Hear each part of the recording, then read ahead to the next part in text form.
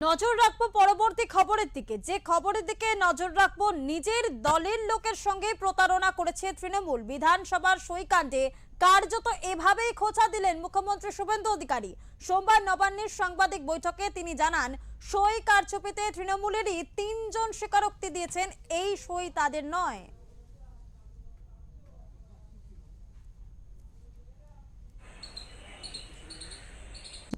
দুজন এমএলএর অভিযোগের ভিত্তিতে স্পিকারের নির্দেশে প্রিন্সিপাল সেক্রেটারি হেয়ার স্ট্রিট থানায় একটি এফআইআর করে।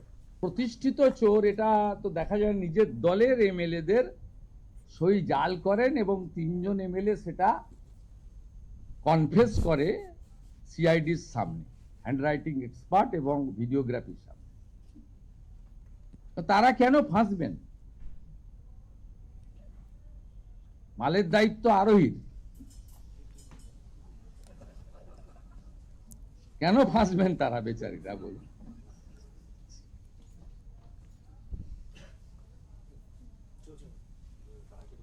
সিআইডি একটা নোটিশ করে ওই আঞ্চলিক দলের সাধারণ সম্পাদককে, যে আপনি রেজুলেশনের বুক নিয়ে আজকে হাজির হবেন। বাকিটা সিআইডি পুলিশ বলতে পারবে, সম্ভবত আমাকে ডিজিপি বলছিলেন উনি টাইম চেয়েছেন, সেটা তাদের প্রসিডিওর অনুযায়ী করবেন। আমি ইনভেস্টিগেশন পার্টে ঢুকবো না, ইটস নট মাই ডিউটি। তো যেহেতু ব্রেকিং নিউজ আসছে, অভিযোগ করছে, আমি দেখছিলাম মাননীয় নয়না বন্দ্যোপাধ্যায় বলছেন, আমি অবাক হয়ে গেছি, আমি সই করিনি কিন্তু আমার বাড়িতে। কুণাল বাবু বলছেন, তারপরে চন্দ্রনাথ সিনহা উপদেশ দিচ্ছেন যে আমি সিআইডি এসেছিল তাদের উপদেশ দিয়েছি যে এইভাবে করা উচিত, আমাদের তো ডেকেই বলতে পারতেন।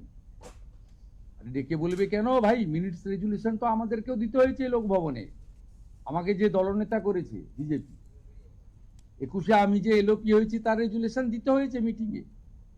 যে তুমি তোমার লোকেদের সইগুলোকে ফরজারি করবে, তো পাবলিক ডোমেনে এখন। এরা এত বড় করাপ্টেড। এবং আমি সিআইডিকে বলেছি, ভারতীয় ন্যায় সংহিতাতে ফরজারিতে যা যা আছে অ্যাকশন আমরা নেব। কারো অসুবিধা থাকলে, কেউ অসুস্থ থাকলে তাকে টাইম দেবেন কিনা আইও বা তার অর্গানাইজেশন ঠিক করবে, ওখানে আমি ইন্টারফেয়ার করব না, ইটস নট মাই ডিউটি।